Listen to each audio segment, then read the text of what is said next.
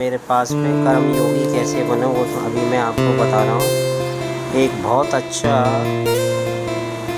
Concept आपको बताता हूँ भगवत गीता के अंदर में। देखो पहले तो ये आप देख सकते हैं भगवत गीता में विष्णु अवतार, ठीक है। तो फिलहाल तो भैया भोजन हो चुका है, तो मैं देख रहा था भाई मेरे पास में भगवत गीता है और मैं हमेशा भगवत गीता हर कहते हैं कि हर परिवार के अंदर। लो भैया आज का भोजन है आलू मटर और रोटी और 2 मिर्च माथे लगाते हैं। लो भाई फिलहाल तो आ गया मैं भंडारी जी के यहाँ पर, थोड़ा सा बेटे का आधार कार्ड लेना है यहाँ साइबर कैफे से।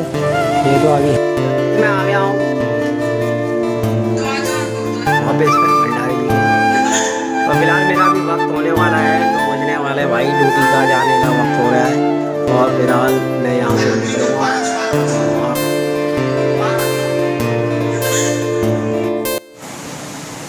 Hello guys, welcome to my new blog. Harish Kapoor blog में आपका स्वागत है। और कैसे आई होप आप बढ़िया होंगे और भगवान से प्रार्थना करता हूँ आप स्वस्थ रहें, मस्त रहें और व्यस्त रहें। तो दोस्तों आज तारीख है 31 और दिन है मंगलवार, बजरंगबली का। तो बजरंगबली से आशीर्वाद लेंगे। और आज मार्च का भी आखिरी दिन है, कल से अप्रैल है। तो अप्रैल में भाई बच्चों का भी नया सेशन चालू हो रहा है, तो देखते हैं क्या बच्चों का रिजल्ट आता है। तो फिलहाल भोजन की तैयारी करते हैं और 11:30 बजे से अपने ब्लॉग की शुरुआत करते हैं। तो बने रहे, भोजन करते हैं। लो भैया आज का भोजन है आलू मटर और रोटी और 2 मिर्च सर माथे लगाते हैं और सभी को भगवान से प्रार्थना करते हैं सभी को 2 वक्त की रोटी मिले। तो पानी लाना भूल गया भाई, पानी कहाँ गया मेरा। तो फिलहाल तो भैया भोजन हो चुका है, तो मैं देख रहा था भाई मेरे पास में भगवत गीता है और मैं हमेशा भगवत गीता हर कहते हैं कि हर परिवार के अंदर, और जो हिंदू है वो अक्सर जिसके पास में भगवत गीता नहीं है वो हिंदू नहीं है। और भगवत गीता और मेरे पे धेनु मानस भी है। तो भाई मैं भगवत गीता तो मैं अपनी लाइफ में एक बार पढ़ चुका हूँ। जो हिंदू है वो कम से कम अपने जीवन में एक बार भगवत गीता ज़रूर पढ़े, तो आपके शुद्ध विचार, आपका सोचने समझने का सारा कुछ बदल जाएगा भाई। और श्री कृष्ण भगवान कहते हैं तुम मुझ पर विश्वास रख, मैं तुझे अपने आप ले जाऊंगा जहां मुझे ले जाना है, मगर तू मुझ पर ध्यान लगा। तो भगवत गीता का एक अध्याय है वो मैं बहुत अच्छा है, वो मेरे पास में कर्मयोगी कैसे बनो वो तो अभी मैं आपको बता रहा हूँ। एक बहुत अच्छा कॉन्सेप्ट आपको बताता हूँ भगवत गीता के अंदर में। देखो पहले तो ये आप देख सकते हैं भगवत गीता में विष्णु अवतार, ठीक है। इसके अंदर में सभी जीवों में है, मैं प्रत्येक जीव के हृदय में आसीन हूँ और मुझसे स्मृति ज्ञान तथा विस्मृति होती है। मैं उन वेदों के द्वारा जाने योग्य हूँ। निसंदेह मैं वेदांत को संकलन करता तथा समस्त वेदों को जानने वाला हूँ, ठीक है। यदि जीव अपनी चेतना पशु जैसी बनाए रखी है तो तुम उस पशु का शरीर प्राप्त होना निश्चित है। तो ये बहुत चीज़ें हैं भगवत गीता में भाई, ये आपको पढ़ना चाहिए। आपको मैं कह रहा हूँ कि भाई 90% लोगों को अभी ज्ञान ही नहीं है भगवत गीता का। अभी मैं आपको एक अध्याय पढ़ के सुनाऊँगा। तो एक ये अध्याय ये भी है, ये आपने महाभारत के अंदर में जब अपना विश्व रूप दिखाया था जब अर्जुन को, तो उसके अंदर में क्या कहा था, विश्व रूप दर्शन का मोहग्रस्त एवं आश्चर्यचकित रोमांचित हुए अर्जुन ने कहा था, हे विश्वेश्वर, हे विश्व रूप में अपने शरीर के रूप में अनेक हाथ, पेट, मुख तथा आँखें देख रहा हूँ जो शस्त्र फेल हुए हैं और उसका अंत नहीं है। आप में ना अंत दिखता है, ना मध्य और ना आदि। ये देखो, ठीक है। और एक अध्याय में ये लिखा, भौतिक जगत रूपी वृक्ष आध्यात्मिक जगत रूपी वास्तविक वृक्ष का प्रतिबिंब मात्र है। इस भौतिक जगत रूपी वृक्ष में असत रहने वाले मनुष्य के मुक्ति की कोई संभावना नहीं होती है, लेकिन जो मनुष्य आध्यात्मिक जगत रूपी वृक्ष को समझ लेता है वह आत्मोन्नत कर सकता है। और ये एक और ये दिखा, मृत्यु के समय जीव द्वारा विकसित की गई नई चेतना उसे दूसरे शरीर में ले जाती है। ऐसा बहुत चीज़ें हैं इसमें सीखने समझने के लिए। अगर आपके पास में बहुत कुछ अध्याय है सुनने के लिए, हर चीज़ के लिए इसके अंदर में है। जो इसमें भी देख रखा, कम बुद्धि वाले व्यक्ति देवताओं से अनुग्रह पाने की आशा करते हैं और ऐसी वस्तुएं प्राप्त करते हैं जो अस्थायी होती हैं और मृत्यु के समय समाप्त हो जाती है। वास्तव में ये सारे लाभ भगवान द्वारा ही प्रदान किए जाते हैं। योग में सिद्धि योगी अपने शरीर को त्यागने की स्थान तथा समय की व्यवस्था कर सकते हैं। अनेक मनुष्यों को इस पर कोई वश नहीं होता है। ठीक है।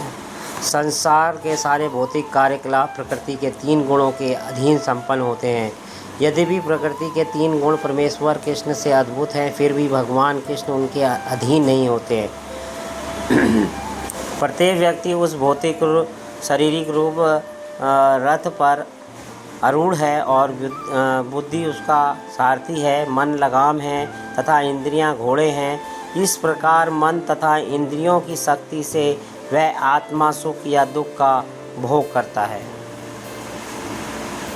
समझ रहे हैं आप? तो भगवत गीता में भाई कहा गया है, जो इसको समझ रहे हैं तो ये अध्याय ज़रूर आप पढ़ें। भगवत गीता मेरे पास में है तो इसके अंदर में एक अध्याय है, वो मैं आपको पढ़ के सुना रहा हूँ। प्रत्येक व्यक्ति उस भौतिक शरीर रूपी रथ का आरूढ़ है और बुद्धि उसका सारथी है, मन लगाम है तथा इंद्रियां घोड़े हैं। इसी प्रकार मन तथा इंद्रियों को शक्ति से यह आत्मा सुख या दुख का भोग करती है। तो ये भगवत गीता में लिखा हुआ है। ये शरीर के बारे में इसमें पूरी चेतना लिखी हुई है। अगर अच्छा लगे तो लाइक कमेंट शेयर करें। तो इसके अंदर में मानव शरीर की भी प्रक्रिया, बालक से बड़ा होकर जिस अवस्था में वो पहुंचता है, बुजुर्ग अवस्था में, और ये कार्यकलाप है पूरा मनुष्य का।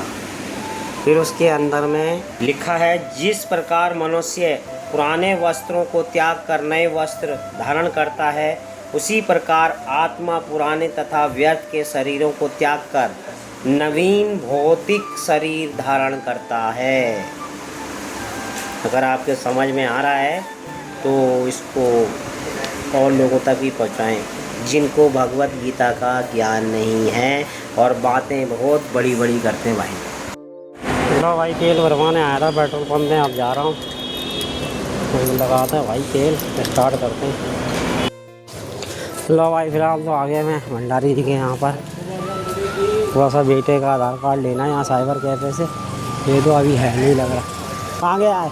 लिया नहीं तूने मेरा आधार कार्ड? क्यों? और कहाँ जा रहे हो तुम नेताजी? मैं आ गया हूँ ऑफिस पे भंडारी जी के यहाँ। तो फिलहाल मेरा भी वक्त होने वाला है, 2 बजने वाले भाई। ड्यूटी का जाने का वक्त हो रहा है और फिलहाल मैं यहाँ से निकलूँगा। और लो भाई, भंडारी जी के यहाँ से तो फिर भाई मैं अपने पायलट सीट पे बैठ चुका हूँ। आराम हो रहा भाई, देखो बारिश जैसा हो रहा है और इनसे कल भी ऐसा ही हो रहा था, हल्की फुल्की बूंदाबांदी पड़ी और आज भी फिर बूंदाबांदी पड़ने की ही ऐसा लग रहा है जैसे बारिश होगी।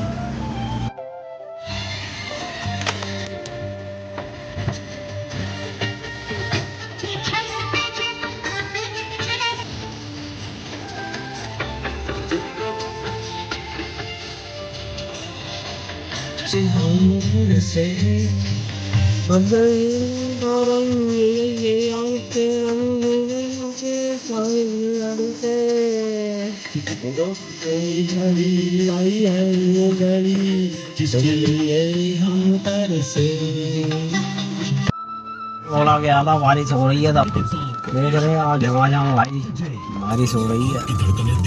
इस बारिश की फुहार का मजा ले रहे भाई। आज यही है मयूर विहार की तरफ, फेस 1 न्योड़ा की तरफ कोई अपना भ्रमण है भाई। फिलहाल तो 8 बजे छुट्टी हो गई है और मैंने ले लिया भाई, पीछे देख रहे होंगे आप तरबूज जो हमने मदर डेयरी सफल से लिए हैं, और 2 मिले भाई 7.5 किलो के, मतलब 116 रुपये के मुझे मिल गए। अगर आपको भी खरीदना तो सफल से खरीद लो भाई तरबूज में, और गली मोहल्ले में तो 25 रुपये किलो हो रहा है तरबूज, आप खा ही नहीं पाओगे। और अगर आपको खाना है तो सफल का सस्ता हो रहा है और टिकाऊ हो रहा है। और अपनी बारिश ने भाई अपना पैर जमा रखा है, झमाझम बूंदें हो रही हैं। लो भाई झमाझम बारिश हो गई भाई, ऐसी बारिश हो गई देखो, झम झम झमाझम निकलना मुश्किल है बारिश में। मोदी जी तो चाहते हैं कि पार्टी खत्म हो जाए, लेकिन पार्टी जिस पार्टी को ईश्वर ने बनाया है वो कभी खत्म नहीं हो सकती। इस सोच को निकाल दें कि पार्टी खत्म होगी। क्या करना चाहेंगे सर सोच को निकालने? सोच चाहे बीजेपी वालों की सोच है, आम जनता की सोच नहीं है। जनता ये चाहती है कि जिसके दिल्ली के अंदर में शिक्षा, स्वास्थ्य और रोड और हर महिलाओं को सम्मान 1000 का वो दिया है, तो जनता से आप पूछेंगे, ये मीडिया का प्रोफेशन बनाया हुआ है कि मोदी जी के जो मोदी मीडिया के तरफ से ये चलाया जा रहा है कि मोदी जी दिल्ली के अंदर में जो अनेकों अनेक काम दिल्ली सरकार ने किए हैं, आज तक राजनीति के 70 सालों में किसी पार्टी ने किया, सिर्फ अरविंद केजरीवाल के हर वार्ड के अंदर दारू के ठेके खोले गए। ये तो सिर्फ शराब नीति को सरकार ने अपने हाथ से, क्योंकि सरकार ने सब को सारा जनता के बीच में दे रखा है कि कौन कहां पर क्या करना चाहिए, तो सरकार के हाथों में ये लोकतंत्र दे रखा है, ना कि सरकार ने हस्तक्षेप किया है। अगर हस्तक्षेप करती सरकार तो ये दारू का ठेके तो पहले भी चल रहे, 70 साल पहले से भी चल रहे 70 के, और सारे मोहल्लों के अंदर चल रहे। उससे पहले तो किसी विपक्ष ने नहीं कहा कि दारू के ठेके यहाँ खुले। आज भी बीजेपी के अन्य अन्य राज्यों के अंदर में इतने दारू के ठेके खुले हुए हैं जो दिल्ली से भी ज्यादा महंगे हैं। ये बताइए क्या लगता है, जिस तरह का हुजूम उमड़ा हुआ है पूरे पंजाब, महाराष्ट्र, दिल्ली के तमाम लोग, मैं देख रहा हूँ कैमरे मैन से जो पीछे का हुजूम दिखाने की कोशिश करेंगे, जो भीड़ दिख रही है जहाँ तक नजर आ रही है, पूरा रोड भरा हुआ है। अभी हम रामलीला मैदान के भीतर नहीं गए, केवल अभी सड़कों पर नजर आ रहे हैं। क्या कहेंगे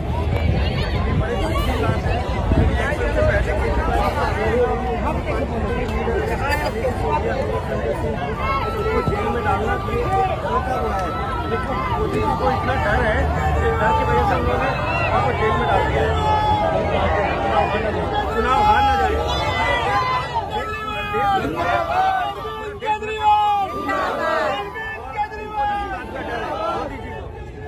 ये अभी हम आपको दिल्ली की सड़कों पर रामलीला मैदान का दृश्य दिखाया।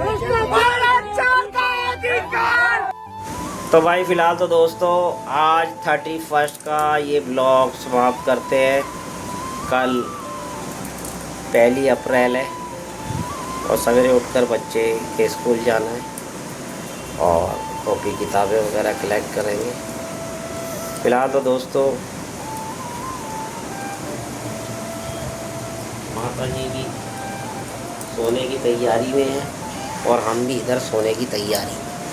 तो फिलहाल आज के ब्लॉग आई होप आज को आपको पसंद आया तो लाइक कमेंट शेयर कर दीजिएगा और मिलते हैं कल फिर एक नए वीडियो में। तब तक के लिए बाय।